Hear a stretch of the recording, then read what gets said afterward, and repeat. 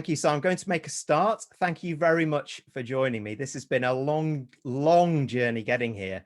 In fact, this started in 2017 at an event in Singapore, of which some of you were at, I know, and some of the contributors were also at, where I launched this idea. And this idea was about, I think there's something about leadership at all levels, and I think we need to call these people something. And at the time I was calling them captains. And my captains it was a term that I thought, well, if you think about sports, you've got a captain on the field. They're not necessarily the leader or the manager, but it kind of seems to fit. But it became a bit too military and a bit too sporty. So we went on from that. And it is now the Inner CEO, Unleashing Leaders at All Levels. Welcome, everybody. Thank you for joining me. So in fact, and I must say, from a registration point of view, I was really proud about this. We had people registering from across 3 continents and 11 countries, and we are represented here today. As far from where we've got Sarah, who is on the train in Shanghai going home, which is a great effort, Sarah. Thank you very much. We've got Singapore, we've got Europe, we've got the UK, and I think we've even got the US dialing in soon as well. So thanks everybody for joining us. Now, before I actually get going on the topic, to get to this point, after I started writing the book, there is a big thank you that I need to give to 2 people on here. Well, in fact, a 3rd person as well. And they are Heather and Richard. Heather and Richard run a LinkedIn networking cafe where they share expertise. They do LinkedIn posting parties and more. And when I moved back to the UK, it was bizarre because I knew the market in Asia, but I absolutely had no idea of what was going on in the UK anymore. And I had no network.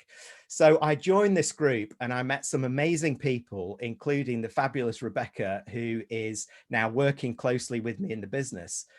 And Rebecca, after one of these LinkedIn posting networking sessions, I engaged Rebecca to help me get the book over the line from a proofreading perspective, from helping me nail just these last few things on there. And then once we actually got to that point and got to launch, then I have to send a big thank you to Heather and Richard as well, because this was the group on LinkedIn that really helped me get the word out. And I thought, because I've been talking to a number of you on here as well, saying, how do you get more posts on LinkedIn? I thought I'd just allow kind of Heather and Richard, just give them 5 minutes to just explain what they do. And for those of you that are interested to get more out of your LinkedIn, you might want to contact them later, and I'll put these up later on as well. So Heather and or Richard first, can I invite you to say a few words?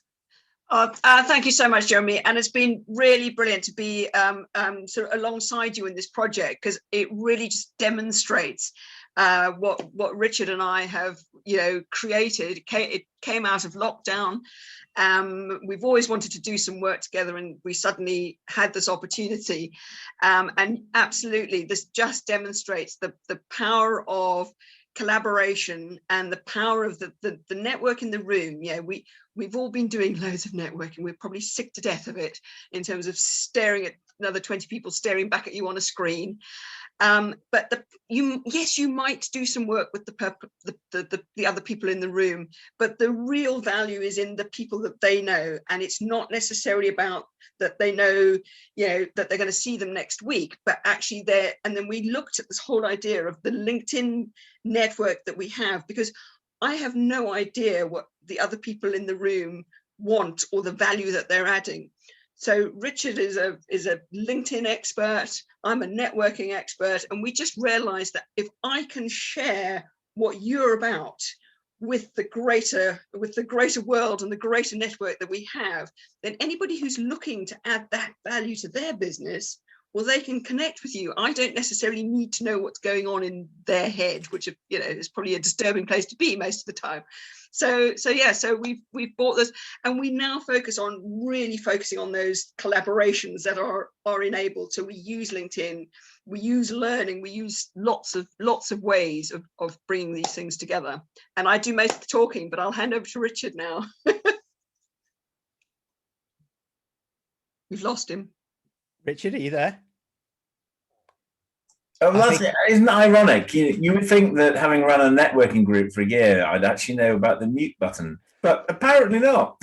Anyway, yeah, just to echo everything. I mean, first of all, Jeremy, thank you very much for the opportunity to connect with everyone here, and congratulations on the book.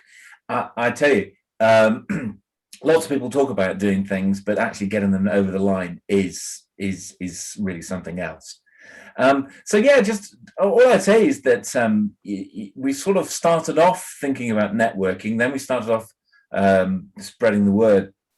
But actually, when you do that on a more regular basis with people, you start to get to really know what they're about as a consequence of reading them right.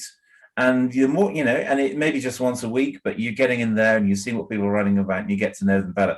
So the written word is very powerful, whether that's a regular post or whether or not that's a full book. And that's what we do in taking a community approach to do that, so that you have meaningful comments, and then collaborations come from that. So we're always learning. Every day's a school day. Yeah, so it's just great to be here on to help you celebrate the launch, Jeremy. So that's all from me, unless Heather's got something else to add. No, always just, yeah, huge congratulations. What a great collaboration between you and Bex. It's just been amazing to be just alongside it and see how it's grown from just a conversation and a post sparked something. You never know where these things come from and where they will lead. So big congratulations to you both. Well, thank you for you two too. So for anybody that'd like to get in touch and know more, I've really benefited from it. And I thought I was pretty good at this stuff, but I wasn't until I met these guys. So please get in touch. So let me move on. So welcome, a formal welcome to my book launch. At the end of this session, I will be announcing the winners of the photo competition. Those of you that sent in photos of you with the book, either walking with it, posting with it, something a little bit fun as well. But what I want to do first is tell you what it's all about a little bit, really. And take a look at this quote for me. It's a common concept, leading at all levels, empowerment, and really a rather uncommon practice. Take a look at that. Does that make sense? You can nod through your videos if it does. Yeah. It is. It's very logical. It's about empowering others. And I love the metaphor about the candle and the mirror. And it is about being a leader. It's about being an empowering leader, and it's about stepping up in our role. The problem I have with this quote is that it was from 1902, from Edith Wharton, the novelist. We have been talking about this stuff for over 120 years plus. I couldn't find a quote earlier than that one. This one did it for me. And, it's something in all of my career I've talked about. You need to step up and take ownership. We need to empower our people a little bit more. Leadership at all levels is really important, but it very rarely happens. And that's a real issue for me. 120 years later, we have the perfect storm of factors hitting our workplace now. You can forget the pandemic for one moment, because coming into 2020, and Dan, I can see you rolling your eyes already on this one, I bet, because you've heard this so many times, who's on here, is that, there is so much hitting organizations. We need to transform for the digital era. We had culture shift going on. We've got a real challenge in many organizations at leadership level in terms of readiness for the modern workplace. And some simply aren't, and some simply aren't willing to change. There's the future workforce and ways of working. So the blended workforce. We're used to talking about permanent and employees, but the gig economy has driven a huge rise in independent workers. And within 2 years, it's predicted that any workforce of size will be half and half permanent and independent workers for most organizations. That in itself is bringing us broadening diversity lenses. We still have a long way to go on gender diversity, race, etc. But what about neurodiversity? What about diversity of thinking? All of these things are hitting the workplace. So what do we need? We need leaders who can stand up and navigate this. The problem is, if some of our senior leaders aren't ready, then where are we going to get these people? So I did a piece of research earlier this year, which looked at what are the main traits that people and leaders feel are the most important moving forward for the next few years. And these traits, from an employee response point of view, were these, and the leaders were these. Now, the first thing to note on all of these, regardless of the highlights, is that they're all human-centered leadership skills. This is the era of human-centered leadership. But what was really interesting for us in this research was that empowerment was yet again on top of the list. And in fact, it was even higher for leaders, which gave us a little hope here. The capability gap between leaders and the rest of the organization in this modern workplace for some things is actually narrowing.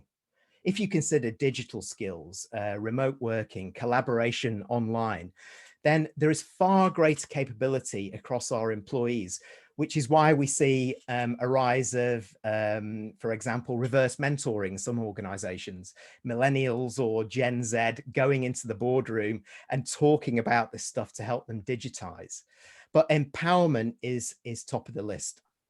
So for me, when I was looking out there for the, thinking about this idea, there's got to be something in this, then I asked, where are all the books on this? Where is all the advice?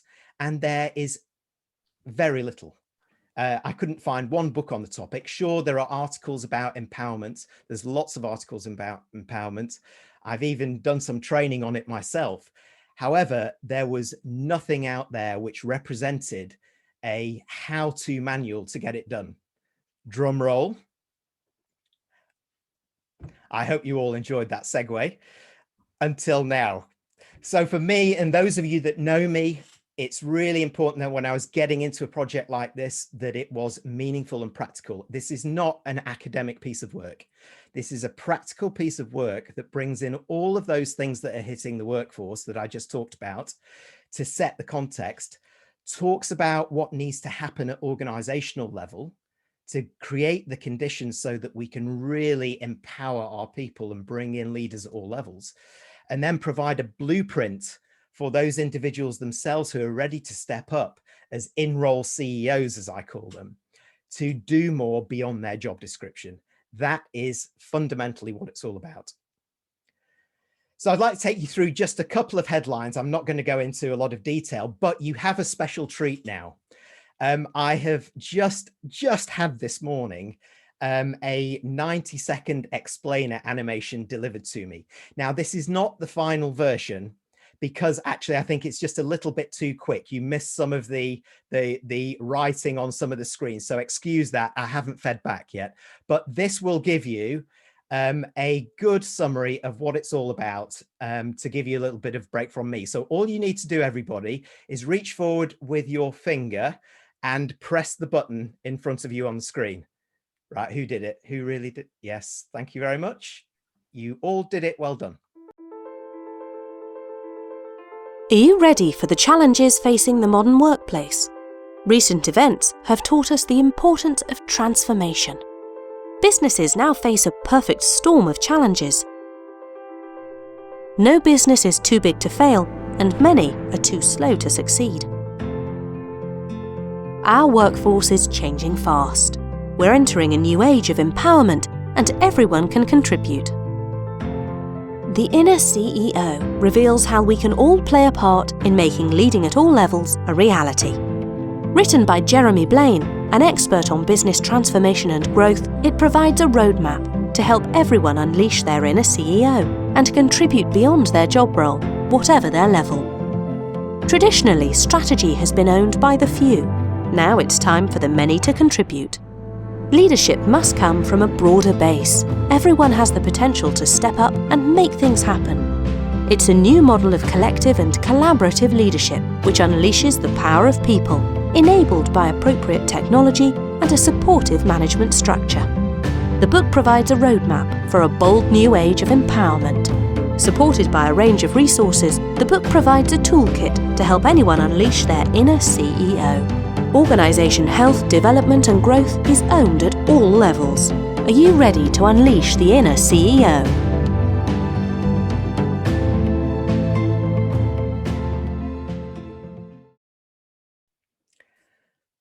So there you go. I think I don't need to say any more, right? It's not bad for a first effort, I have to say on that one. So there you go, Rebecca. That's what I was talking to you about before. A few tweaks to change, but that really captures it in a nutshell. And for me, I believe it is the book for now. There is no better time to make this a reality in our workplace. Now, you consider some of the challenges that I talked about before, add to the pandemic, the uncertainty of the future. You know, one CEO is not enough. We need our people and our talent particularly to do more, but we need to create the conditions to do it. So the book really just actually goes through all of these things. It looks at what's happening in that modern workplace. And I do call for this more collective approach to business leadership and health, because, you know, it's we're stronger together, right? And if you're going to do that and going to do it well, what became really clear when I was writing the book, which was really aimed at those individuals at first, was actually there's a huge job to do at organizational level first. The senior leadership mindset really has to shift around this. The conditions have to be created. And I talk about that in detail, about how to do that and how to create the culture supported by things like psychological safety that make it a really, who is annotating on my screen?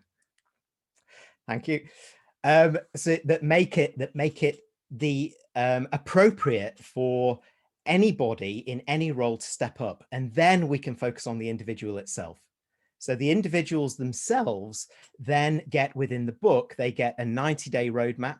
They get a full personal development mosaic, as I call it, because there are lots of different pieces that they can bring together and put together for their own map, because that's not going to be the same for everybody.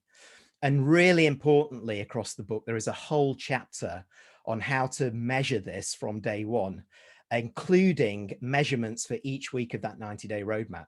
So I've tried to make it as practical as I possibly could. Supplemented by that and my own research and words and lots of examples from companies who are doing it really well at the moment and companies that are not doing it so well at the moment, I have to say. I had 6 fantastic interviewees who were living and breathing this within their organizations at the time. And that really has helped for those people that have read this book and have fed back to me. It's helped really crystallize the reality of what that means in some organizations and how it supplements what I'm proposing. So on top of all of that, of course, I had to rapidly get together my own offer behind this. And for some of my customers already, this has been great because there's a comprehensive suite of training, of services, of other support behind this, which helps anybody that's really willing and able to go through this right now and wants some help from me doing it to get started and get it done in the right way. So you can visit that at your leisure and share it at your leisure, of course, as well. So my book contributors actually, as I talked about, have been doing it. So the forward is from, many of you may know, the CEO of Duke Corporate Education, Michael Chavez, who wrote a book called Rehumanizing Leadership. And his approach in terms of what senior leaders need to be really dovetails beautifully into the themes within this book. And then my expert interviewees here from across the world have made it to the very top of either their function or of business, and have taken a unique look at what empowerment looks like and how they do it in the organization. From more established organizations like Essilor, and Philippe is joining us here today, to the newer breed of organizations like the financial services company Mambu and Spotify, who I'm sure you will all know.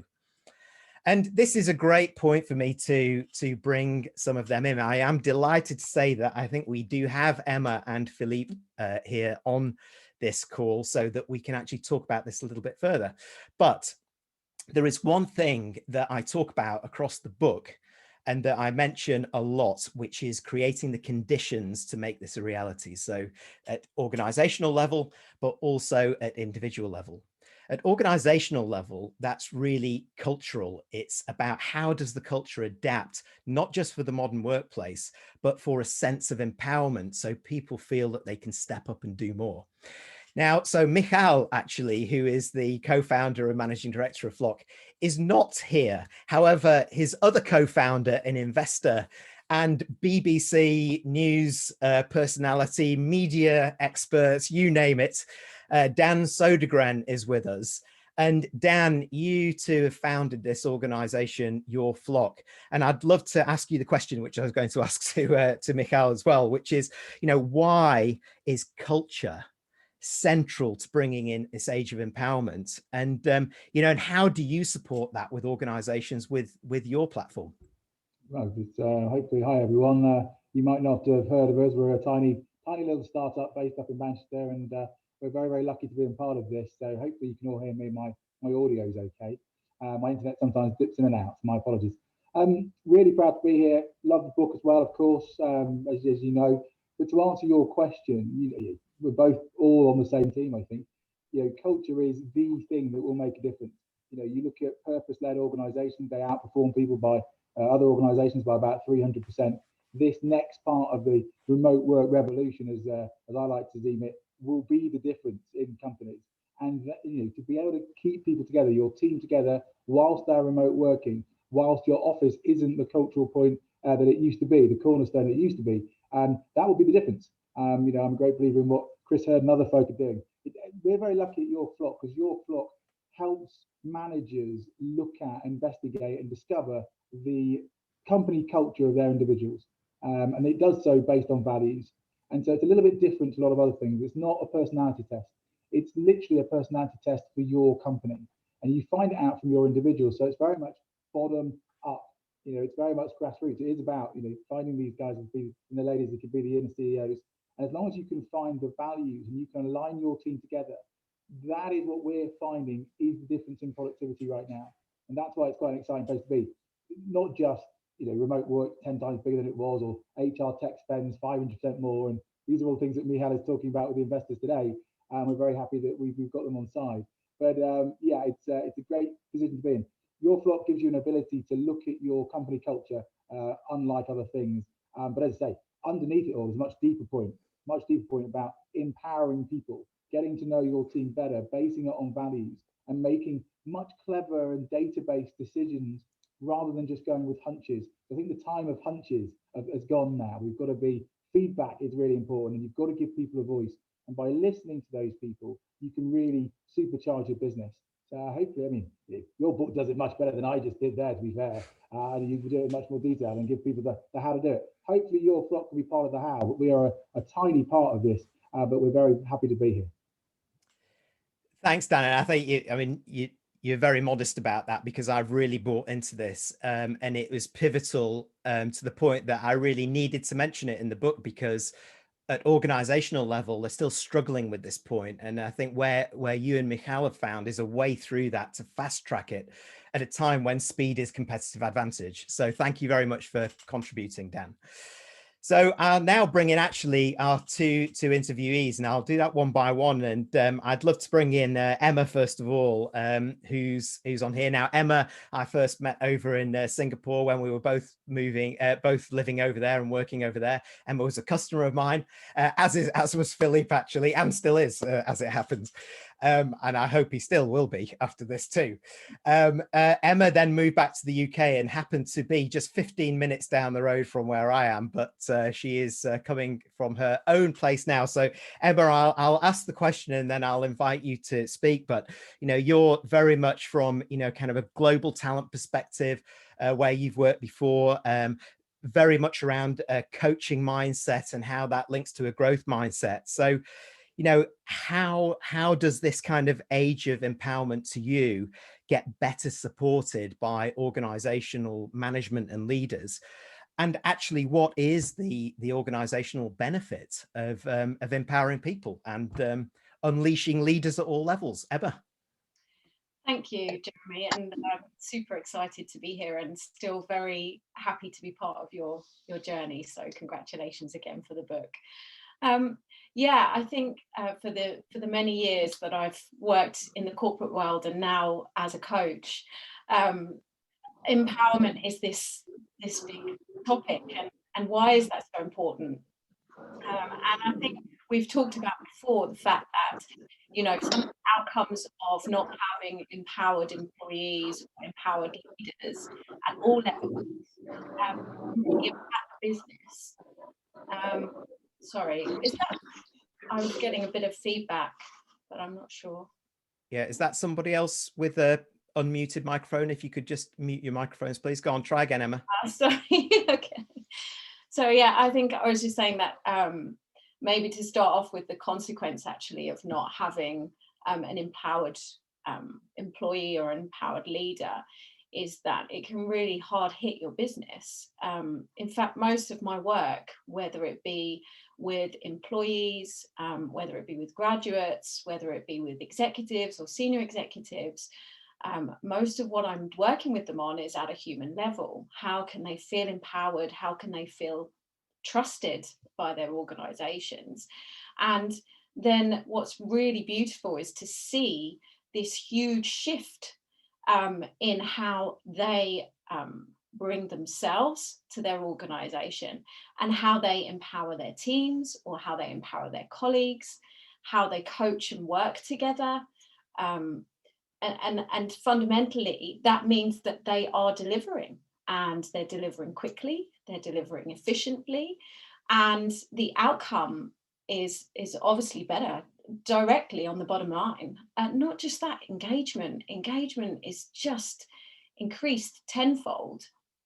Another thing that I've observed, interestingly, is at probably people who are a bit more young in their careers. They want to come in, they want to be involved in everything, they want to move fast. And if we don't empower them and we don't create an environment where they can flourish, where they can do this, they're not going to stick around for very long. So the part where an organization needs to be really well set up, really well prepared, can sell that as a culture, as an environment for people young in their career, as well as those who are experienced, who are just as fundamental and important to that process, really can have a huge impact on how they appear in the market, how efficient, how, what their return looks like. So I think another thing to mention there is that the book, and what I like about it, Jeremy, that you've done so beautifully, is just create the links between what some of our realities are.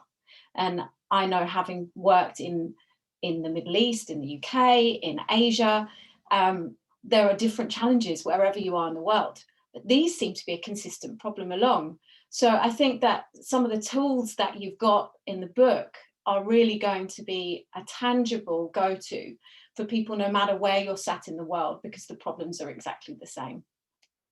So yeah, that's really my thoughts. Create that environment of trust, and then from there as well, that builds the opportunity for empowerment as too.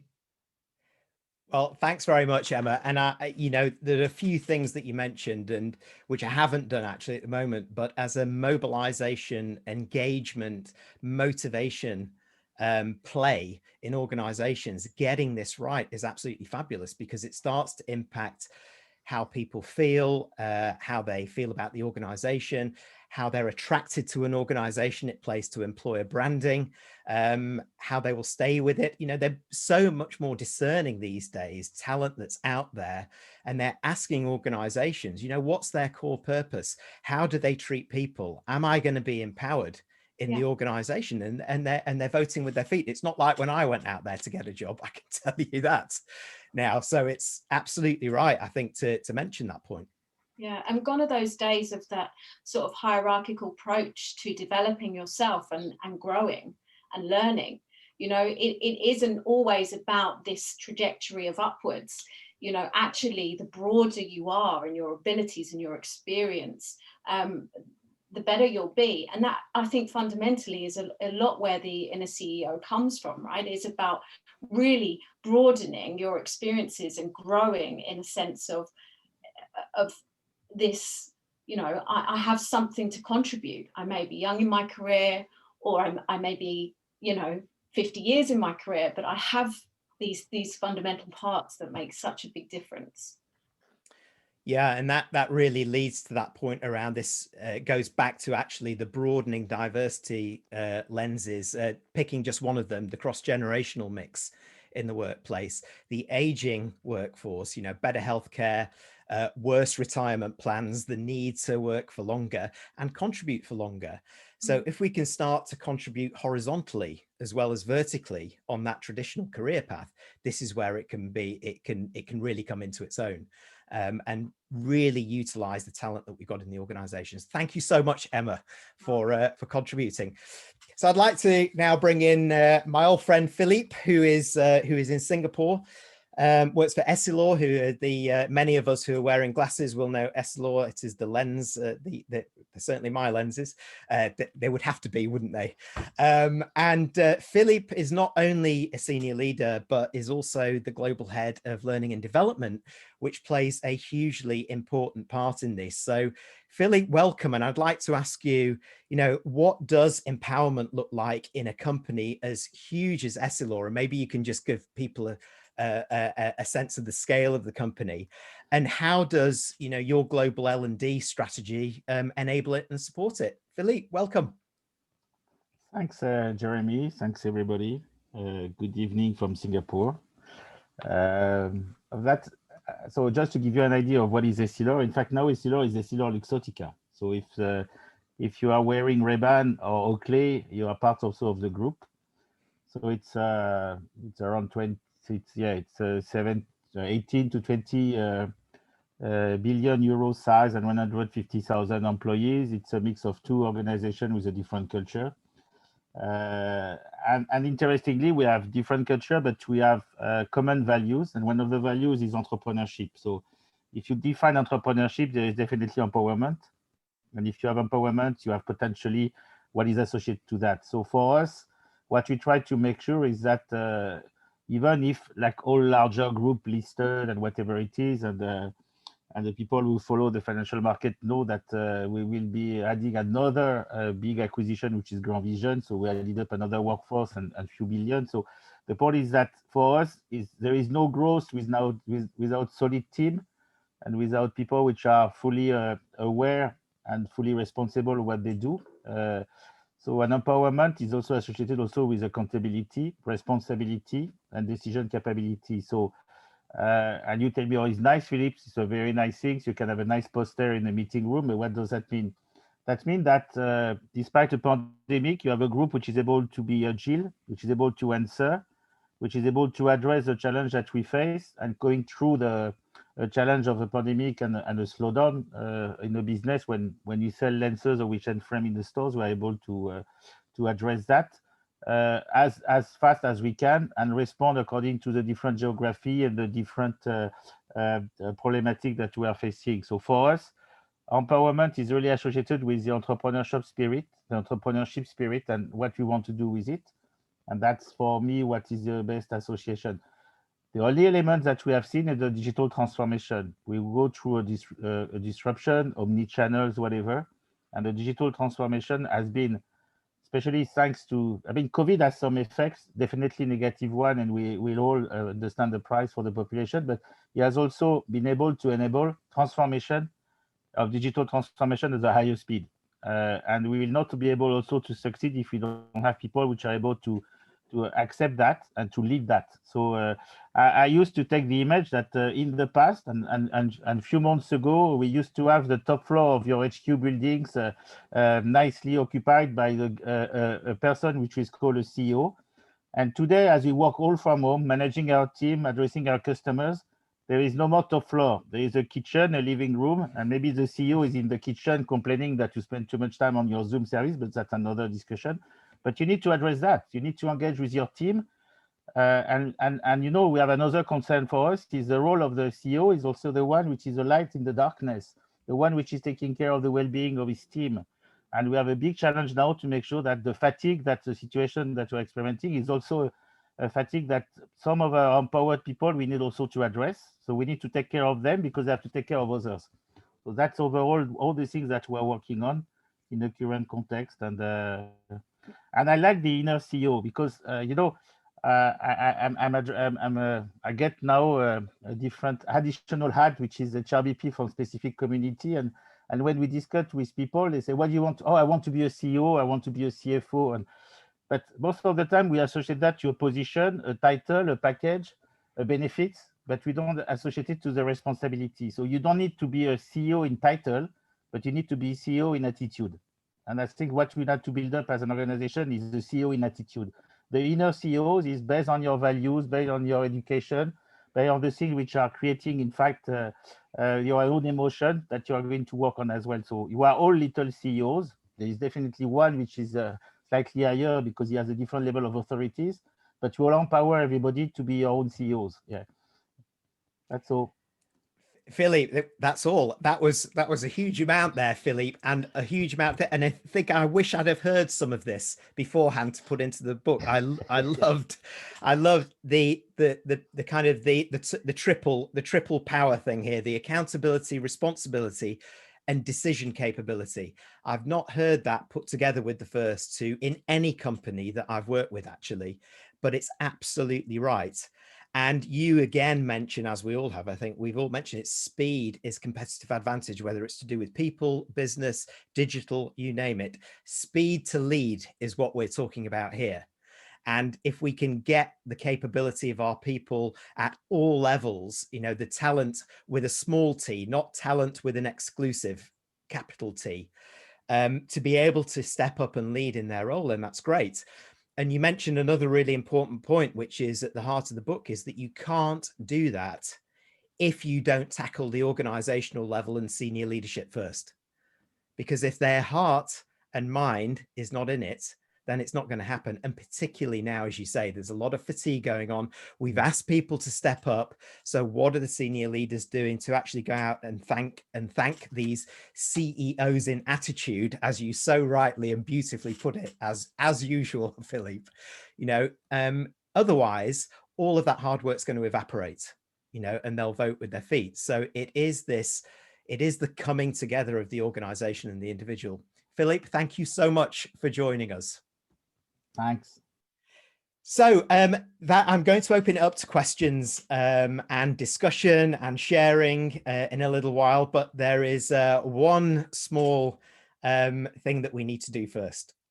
And that is competition time. This is why you're all here. I know it really is that I invited you to send me photos for prizes, fun photos with my book or my ebook to win Amazon vouchers for 2 lucky winners.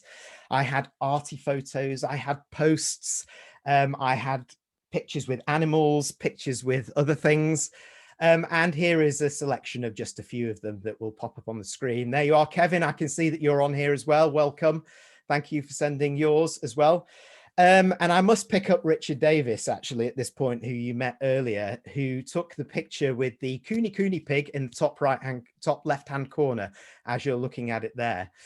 Richard, I've decided to disqualify you because I have just a suspicion that because you're trying to increase the fiber in that pig's diet, that book is about to be dropped in that pen. I don't need you to unmute and tell me otherwise. You're disqualified, sir.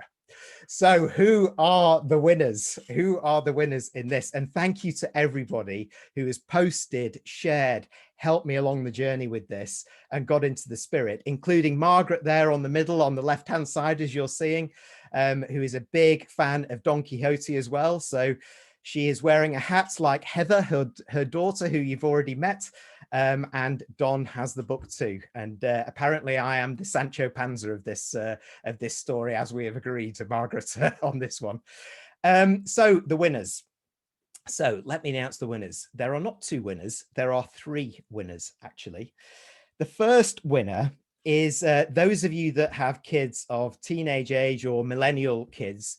You'll know the way that selfies are taken these days are really quite unusual, but you'll recognize the photo straight away when I put it up. And I have to admire this guy, Fahad, for doing it for this.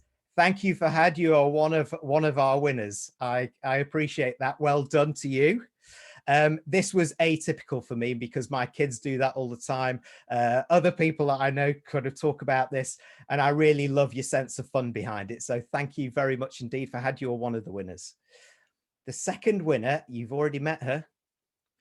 It is Heather, who is actually unusually not wearing a hat. Heather is known for her hats and her coffee and her networking.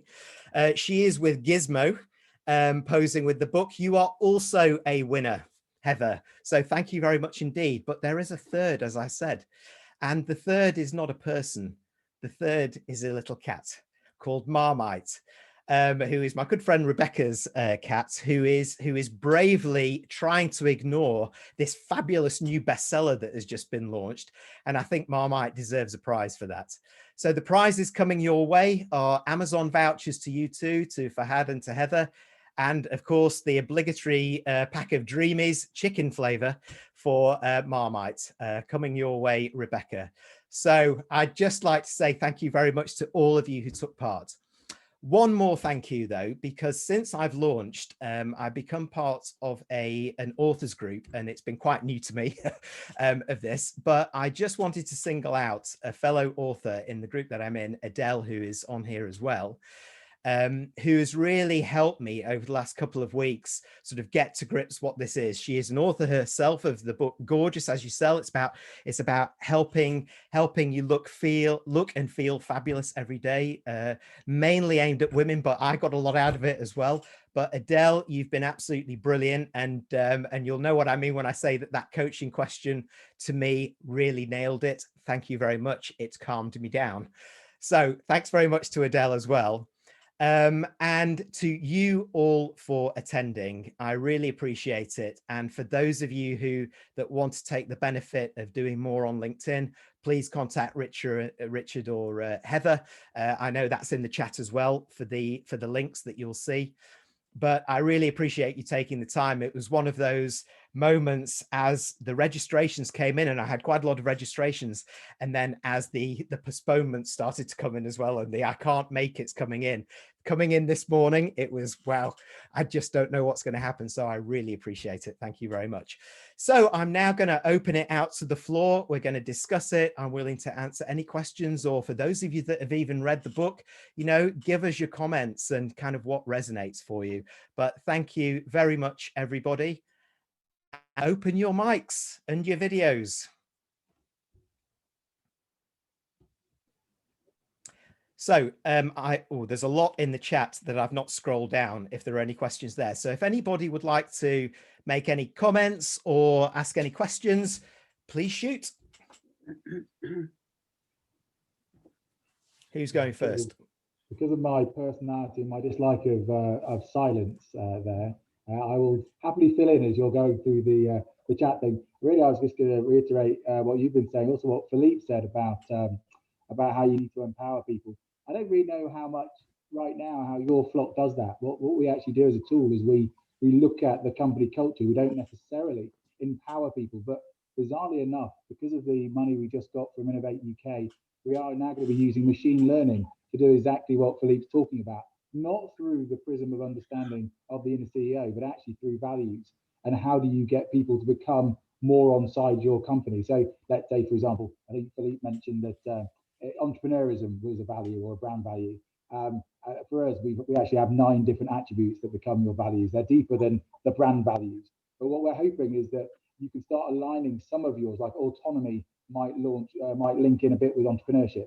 And so you could use Flock to help people become more autonomous, which then would tie into your entrepreneurship side. And so we're hoping that could be a really nice way of aligning your team together. Also be fascinating. I'm not saying we should do this, your company's far too big for us.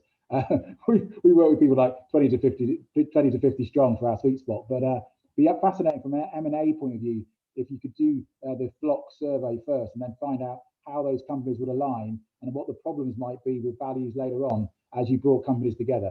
But that is literally just me filling in as Jeremy went through the chat. I'll be completely frank about it. I'd say, Jeremy, over to you, back again. Thank you very much indeed, Dan, for that. But, it all links, doesn't it? It's all about how do we make our workplaces a better place for our people? How do we encourage them to do more beyond their job role because they would like to do it and feel that they're going to be rewarded by it? I mean, I talk a lot about recognition and reward, and those lenses need to shift behind this as well. We're shifting so much. I've also just noticed that I've got two people who have been on this call who one very late and one very early. Michael Glazer, who's from Japan. Michael, thanks for joining us. And Angela, who I've not seen in ages, who is coming to us from Chicago. Thanks very much for getting up and being on for this. Really appreciate you joining us. So while I'm doing that, who else has any questions or comments? Has anybody read the book and would like to comment on it at what resonates? Jeremy, Gordon here. Hey, Gordon. Love to jump in. I haven't read the book, I'll admit that right now, but I am going to read the book. I'm absolutely sold. Looks fantastic and sounds amazing. As I'm listening to the conversation, this concept of empowerment and unleashing the CEO is pretty compelling. But as some of the speakers have mentioned, there's a couple of things going on. We're facing a pandemic, which means we've got a team who are jaded and tired and have been impacted by that, and also businesses are struggling, right? So they're in tough times and need to make some choices. Need to make some strategic choices on how they go forward. So that's one end, and I suppose the other end is of the spectrum is unleashing the inner CEO, empowering our people to make decisions and getting more thoughts and ideas there. So I suppose that's a bit of a tension that kind of seems to exist. So how do you go about addressing that tension to empower people, but ultimately need to empower people that are going at, doing things tough, but ultimately you're going to have to make some choices, and not everyone's ideas will be possible. Yeah, that's right. And we're in continuing unusual times, and the preoccupation, even for some organizations, as you say, Gordon, is survival. And any concept, management concept, leadership at all levels, is going to be lower on the agenda at the moment, while they kind of get back to, are we actually going to be here within the next 6 months? So, but I would also say that for those organizations who are slightly beyond that, is this more collective approach to actually protecting business health and owning growth, whatever their role and whatever the area, is something worth exploring. So at organizational level, and particularly in the book, I spend a lot of time at this because there are fundamental questions, and I call it the Decisive Dozen. There are 12 questions that leadership need to ask themselves, and you have articulated part of one of them there, which is, are we actually ready to do this? And you may not be, and it may not be the right time. It may be a question of timing, because there's so much that needs to be in place to protect this and nurture it, because you're also looking for those people who are willing to step up and experiment. And when you experiment, they might fail, but they might fail in a controlled way, but they still might fail. So that speed that we're talking about is an added tension, I would say, to what you've talked about there. This sort of, speed to being that fantastic in-role CEO that we want. So those questions and the fact timing might come into play then leads into, well, actually, not everybody's going to make it, and not everybody wants it. We all know people who are in organizations who are steady in their role. They're quite happy doing that. It's like, just leave me to do what I want to do, and that's fine. Okay, let's not bang our head against a brick wall. But at the same time, I'm saying I'm actually challenging talent with a capital T that we talk out in organizations. So that is too exclusive. We need to widen the net. So at organizational level, I have what's called a 5-point star, which is an assessment specifically to very quickly look at readiness.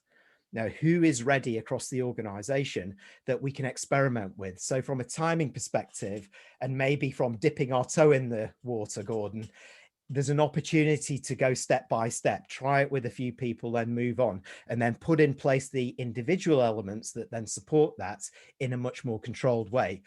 Otherwise, I think the point that you raise of where we are now, it will probably drive us to failure again, because it's been 120 years, not forget, since that quote I showed at the very beginning. Why? Well, it's because we've tried and failed so many times. The execution and implementation of this is where it fails. That's great, Jeremy. And that readiness test sounds like, as you said, a practical way of applying the thinking in the book. So I look forward to having a look at that. Thank you. Thank you very much, Gordon. Kevin, did I see your hand? My hand just sort of lifted a little bit. Okay, so is that a question then, or was that Yeah, just no, wow, no, that I was want amazing? to, no, I want to ask a Okay, question. right, go on. So thanks very much, Jeremy. It's brilliant. I'm so grateful that you have written this. First of all, I would like you to speak about, there's a lot of fear everywhere. And there's a lot of, and we're talking about that, but the point is that organizations, sometimes there is this fear and they don't want to move because they're afraid of all the risks and all the traumas that could happen from it and the disorganization. But there's also the fear of not being able to do it and not moving forward and trying something. And so, we've talked about it quite a bit in the sense that at these times, we talked about survival, is that it really narrows the mindset and it narrows all the possibilities that can happen instead of really finding the fear within the uncertainty is actually the place of ideation. And so what have you talked about with regards to that in the book? I've read most of the book, but I'm not sure if I remember that there was a fear in there. Not explicitly, but what I talk about is two things: the benefits of doing it, but the other way of looking at what you're saying there, the cost of not doing it as well. So there is a fear. There's a fear that we can talk about with digital transformation, for example. Now, coming into the 2020s, we still had such a proportion of organizations that hadn't gone down that road. It was COVID that has been the biggest accelerator of digital transformation since the iPhone was launched in 2007. So it needs something like this to break down that and help people step over that barrier. But at the time, like Gordon's saying, like Dan said as well, and like Philippe said, when we've had a year of real toughness, we've been struggling not just with the business, but potentially with our own mental health, wellness and well-being. And we've got to get back on track first before we start lots of new projects like this. So while, yes, I would love people to take this concept right now and take it out there, it's probably not appropriate. It could be fear for some, it could be worry for others, it could be a number of things. And it is mindset. And for those of you that don't know, Kevin is the author of this book. Oh no, hang on, wait. You can't quite see that, can you, with my virtual background? The Nomadic Mindset, if you can see that. I might have to show you without that on the background, actually.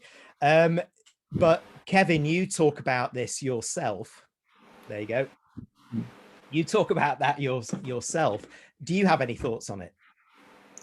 Well, yeah, I do have thoughts on it, and thanks for asking that. Is that I believe that what happens is that we're in my book I talk about 3 different mindsets: the nomadic mindset, builder mindset, and settler mindset. And where most people are sitting are in a builder and a settler mindset, and it's actually very old mindsets.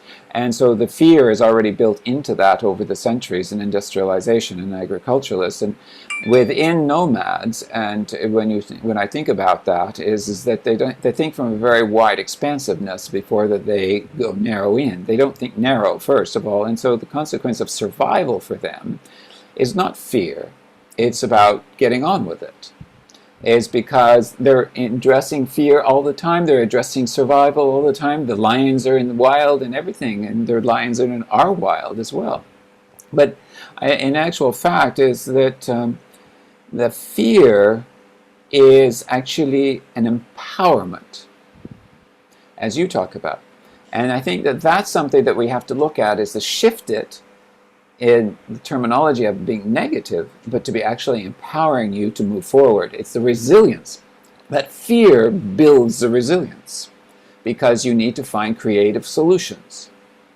And so, that is that width, that's adaptability. That's what Philippe was talking about, that agility, the mind. And that is in the nomadic mindset. Yeah, and so right too. I think, empowerment as a positive. The fact that we just need to do this, the cost of not doing it is, so we've just got to get on with it. We've been through fear over the last year a lot, and Absolutely. A lot of companies have got through a lot of it. So we've proved a resilience there in some areas, and we have to spread that a little bit. It's not easy, but it is no accident that is one of the, the skill sets, traits, whatever you want to call it, of the next decade ahead. So thank you for that, Kevin. Thank you. No, thank you for that. So any further questions? Yes, Emma. I just wanted to add, I really love what Kevin just shared. Because I remember during our interview, during our discussion, we talked quite a bit about, the impact to not taking this approach, the impact to not having that empowerment. And I think more and more I see with a lot of my clients is it's just accepting the human element, that we sort of separate when we're in the corporate world, especially the human part, the emotion part, the sitting in the fear, the getting comfortable with being uncomfortable. And in actual fact, I think the pandemic is a beautiful example of where we've been forced to sit in fear, to sit in anxiety, to sit in stress, but still have to deliver. And I'm talking with a number of clients at the moment about, okay, we've got to that point. My team are beyond stretched, stressed, they're frightened about coming back to work, or they're back at work and they're struggling with the change. Some of them are anxious, some of them are raring to go, some of them don't want to go. There's all these emotions fundamentally that we're kind of experiencing. And I think it's twofold. There has to be some things in place in an organization where you have support, and you can use coaching, you can use other external experts, obviously, for that. But it's that emotional management, it's the acceptance that we are human beings and that these emotions come to work with us. We don't leave them at home. And then there's the other parts, like we talked about in the book, and I think some of the tools that you mentioned that are really helpful. It's kind of setting up that structure simultaneously to being in it and making a start with some of those techniques on supporting employees and allowing them to start to feel empowered. It doesn't have to be overwhelming. I think when you talked about the readiness tool, or even just looking at the steps that can be taken, it's about making a start and being brave just to make a start. And you don't have to do it all at once. But some of those little things simultaneously, I think, can be really powerful to help, especially in our current climate. Thank you, Emma. I'm going to add to that in a second. I'm just conscious it's 2:00. I'm going to stay on here if anybody's got any questions, but I'm sure some of you I know have other things to go to.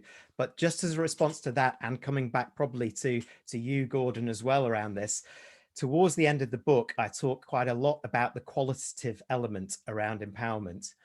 And I have a model that I've created called the 6 centers of me. And that looks at the emotional well-being of the individual who is doing the unleashing as well as who is being unleashed. And it is a specific measure that I've put into this for those organizations and people that are journeying down there to help them recognize these points that we've just been talking about there. So it's very much at the heart of it, the human center. And it's no accident that human-centered leadership is on the lips of everybody at the moment as the big important trait for the next decade ahead for our senior teams. Jeremy. Satar, yes. Prof. Well, Jeremy, congratulations once again. A year ago when you handed me the initial draft of the book, and when I started reading it, and I straight away, when you described the 4E model, the empowerment model, and also the 90-day plan, I think since then I've been thinking about how do we offer this as part of the high potential leadership development plan into organization. And I think today I've decided, actually, since before you, I think it was in February when you let me know the book is going to come out in March, April. It's a compulsory reading actually to some of my postgrad, my MBA students in Paris graduate school, and also in Kuala Lumpur. That those high potentials, from vice presidents to senior vice presidents, to read this is a compulsory. I think this is a good. I like to describe it as it's CPR.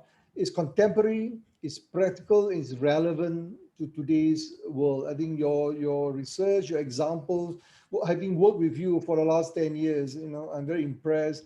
you're able to put everything down in such a in one single book. So congratulations to you. And I also will encourage for those of you, who may not have read. So I've been following this and started to use that model with my client, and I think it works.